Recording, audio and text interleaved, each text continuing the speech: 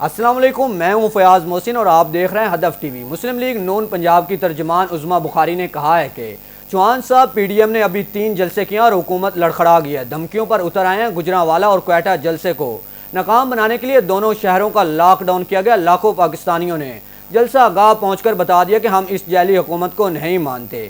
عظمیٰ بخاری نے فیاض الحسن چوہان کے بیان پر رد عمل کا اظہار کرتے ہوئے کہا کہ جمہوریت کی قدر صرف جمہوریت کے لیے جیلیں کاٹنے، جلا وطن ہونے والوں اور پھانسی پر چڑھنے والوں کو ہو سکتی ہے۔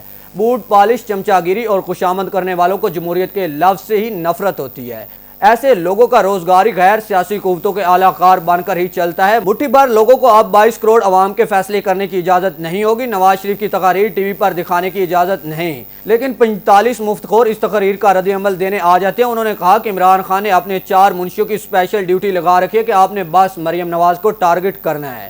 اگر بشرا بی بی کی عزت کا خیال ہے تو مریم نواز بھی کسی کی بیٹی، بیوی اور ماں ہے۔ اگر آپ مریم نواز کو عزت نہیں دیں گے تو بشرا بی بی بھی ایک عام سی خاتون ہے۔ شہباز گل، شہزاد اکبر اور فیاض الحسن چوہان کا تو کوئی سیاسی مستقبل نہیں، لیکن شبلی فراز آپ اپنے والد کی عزت کا خیال کر لیں۔ شبلی فراز نے اپنے والد کے نام کو بھی داغ لگا دیا ہے۔